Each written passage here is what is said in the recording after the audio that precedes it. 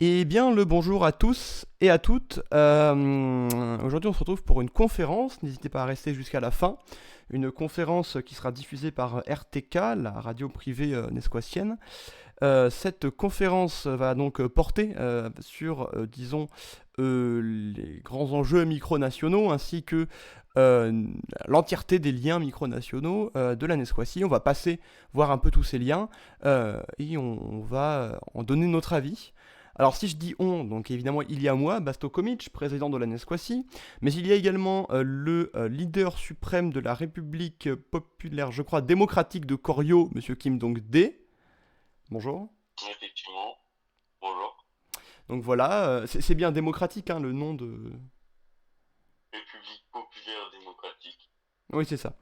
Alors donc, on va pouvoir Voilà. cataloguer nos différentes relations, on pourra se poser des questions l'un l'autre. On espère qu'au Mhm. niveau du flux audio, tout ça, ça va bien se passer. On espère que la conférence ne sera pas un échec, hein.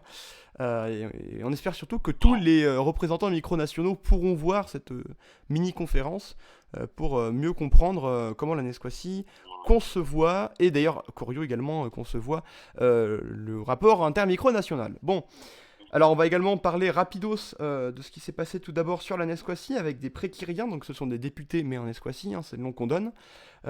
Monsieur Kim Mhm. Dong-dae est également prékyrien sur la Nesquatie, ainsi que deux représentants que nous connaissons bien.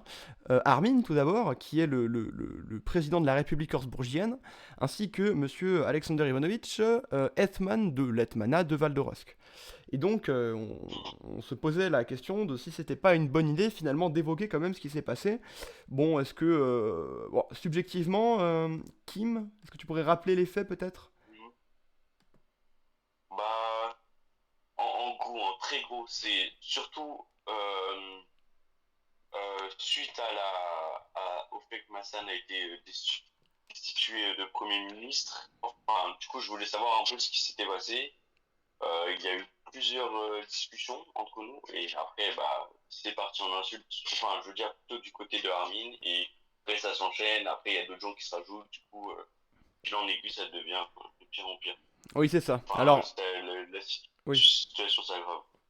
Ben, en fait, c'est marrant d'apprendre ça pour moi, parce que donc, alors, donc, Kim a raison hein, sur ce coup. C'est bien ce qui s'est à peu près passé. Alors, ce qui est intéressant à noter, c'est moi que j'ai la deuxième partie de l'histoire, enfin, qui me l'a aussi, mais moi en DM, je l'ai quand même pas mal eu. Donc, c'est que ça a permis, Ouais. en fait, le fait qu'Armin s'énerve a amené Ivanovitch dans le grand débat, on va dire, public, surtout en Esquacie, et que celui-ci a commencé, du coup, à un peu à se lâcher sur Armin. Il avait déjà des problèmes envers Armin, hein. Euh, il faut Ouais. savoir qu'on est proche on a été proche plutôt d'une micronation qui s'appelle la Fédération de Paname, et que ces gens ont beaucoup influencé Armin. Euh, pour faire simple, Paname du coup affrontait une autre république, un royaume pardon. C'était donc le royaume de Horsbourg, Mhm.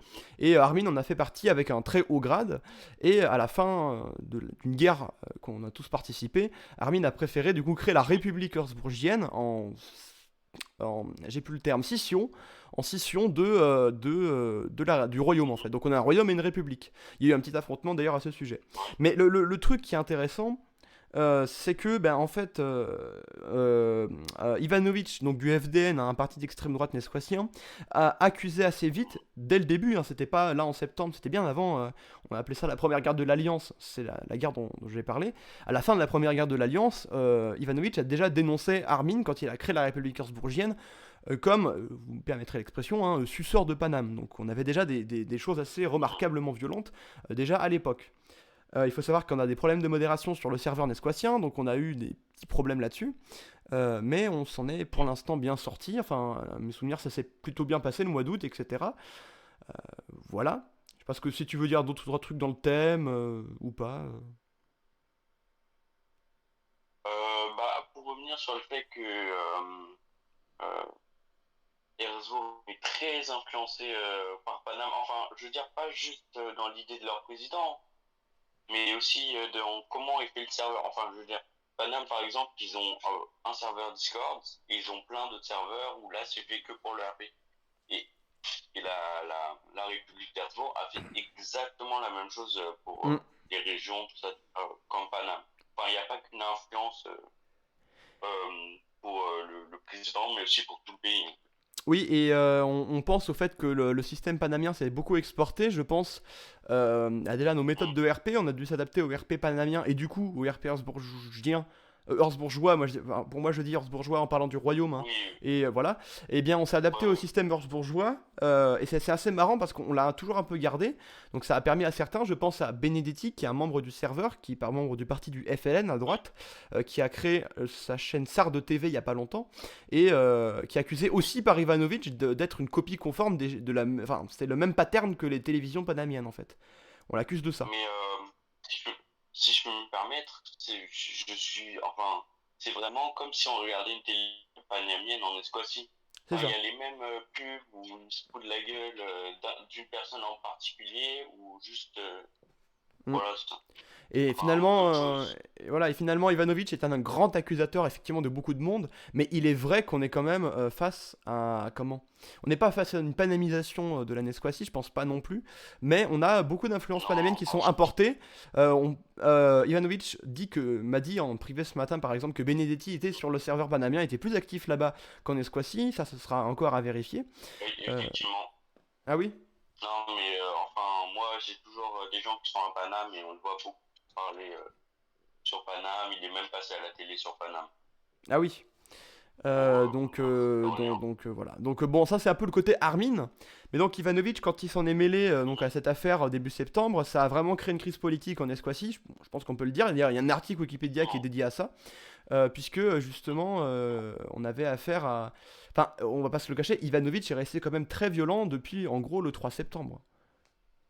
Oui, oui, oui, c'est vrai que quand il y va, hein. Il se maîtrise pas, il insulte, il dit ce qu'il pense. Enfin, Voilà, et voilà. alors en plus d'avoir. Alors chacun a ses parts de responsabilité. Armin a dit des choses pas gentilles, hein, je vais le dire, NTM, vous voyez ce que ça veut dire. Oui, Et oui, voilà, et donc il l'a dit, mais non oui, seulement il l'a assumé, c'est-à-dire qu'il a dit oui, je veux vraiment que ça arrive, en gros. Donc c'était. Il a beaucoup de tort. Mais en même temps, Ivanovic a aussi beaucoup de tort. Pas pour avoir participé à la crise politique, il en est dans sa pleine liberté, mais je parle notamment de toutes les insultes qu'il a fait. Armin considère qu'il a peut-être été menacé de token grab. Le token grab, c'est quand on essaye de oui, choper votre token Discord, qui est un code qui permet de se connecter sans email et mot de passe, et qu'on peut se connecter après à votre compte. C'est comme un IP grabber, hein, mais pour Discord. Et en l'occurrence, il s'est vraiment. oui, Enfin, Armin considère que Ivanovic lui a envoyé un token grabber. Il n'a pas cliqué, donc c'est plutôt une menace. Ça n'est mhm, pas vraiment fait, mais on est quand même face du oui. coup à quelqu'un qui était plutôt presque dangereux en Esquacie à l'époque. Euh, voilà, Oui. si tu veux ajouter des choses. Juste pour Armin, je trouve vraiment il a une vision enfin, je trouve qu'il surjoue beaucoup de choses. Par exemple, il m'avait donné les accès à la Cour suprême aux archives. Et juste, hein, j'ai juste cliqué sur une réaction. On voit sur le serveur que je suis juste citoyen et pas juge. Et il dit, hein, je cite, ah oui, enfin, il a manipulé les archives gouvernementales. Ah oui, comme Donc, ça. enfin, oui, oui, non, juste c'était ça hein, ce qui me reproche. C'est juste que j'ai cliqué sur une réaction en fait. Ah oui, ok, Et ok. il dit que j'ai manipulé le vote, tout ça, tout ça. Oui, et puis alors il faut parler aussi un peu, enfin on peut revenir sur Horsbourg 3 secondes. Il y a un truc qu'on n'a pas pris en compte, c'est l'ampleur de Horsbourg, parce que Armin, en essayant la technique du coup de partenariat Discord, a quand même ramené l'équivalent Oui, de la Nesquacie sur son serveur. Donc ça c'est quelque chose qui est assez, comment, c'est un truc vraiment pas grave bien sûr, mais ça fait de la République Horsbourgienne une vraie nation pour le coup. En tout cas si ses membres se révéleront actifs, on verra vraiment que ce sera peut-être une vraie nation qui est oui, compétitive, je pense, de la Nesquacie, dans quasiment tous les points. D'ailleurs, même en look de serveur ou certaines autres choses, on est quand même face à une vraie une nation très développée, hein. oui, oui, ça va. Mais pour dire, je trouve encore que pour moi, les partenariats ne sont pas, enfin, pas assez, enfin, c'est pas une raison pour qu'il y ait autant de membres. Enfin, pour moi, c'est pas encore la vraie explication de comment ils ont autant de membres, parce que moi, je le dis, hein, mais pour Corio, j'avais fait un partenariat sur le même serveur qu'Armin, avec une description, tout ça, et j'ai eu 0 membre en plus. Alors que lui, tous les jours, il y a des nouveaux membres qui Ah arrivent, oui. et je trouve ça très suspect pour un pays. Non, oui, oui, vraiment.